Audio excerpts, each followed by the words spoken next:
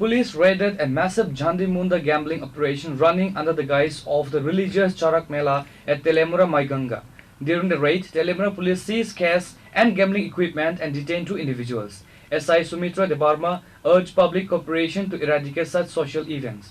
While the fair maintained a cultural atmosphere by the day, it allegedly turned into a gambling hub at night with the backing of influential local figures.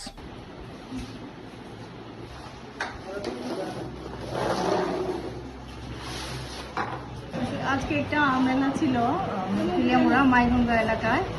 মেলার পেছনে একটা জায়গা আছে, এখানে নাকি কিছু illegal লোক এসে ইলিগাল গ্যাম্বলিং শুরু করেছে, যেটাকে ঝান্ডি মুন্ডা বলে।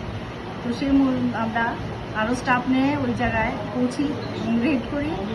আমরা ঝান্ডি মুন্ডার যে ম্যাটেরিয়ালসগুলো ওগুলো ওখানে পাই, সঙ্গে 2 জনকে আমরা আটক করি, বাকিগুলো পালিয়ে যায়। কিছু টাকাও আমরা এখান থেকে নিয়ে আসি, প্রপার সিজ করি আমরা এগুলো। বর্তমানে তারা আমাদের পুলিশ কাস্টডিতে আছেন 2 জন।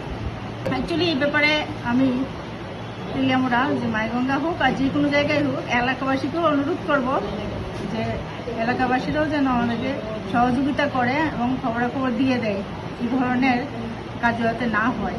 সবাই মিলে আমাদের সাকসেস হয়েছে আমরা ধরতে, কিন্তু বাকিগুলোকে আমরা ধরতে পারি না। তো আমার বিশেষ করে ওই এলাকাগুলোর লোকজনদেরকে খুব প্রচণ্ডভাবে অনুরোধ, আপনারা যেন আমাদেরকে সহযোগিতা করেন আগামী দিনের জন্য। নমস্কার। Reporte Bihiranmai from Telemura Chinikhara.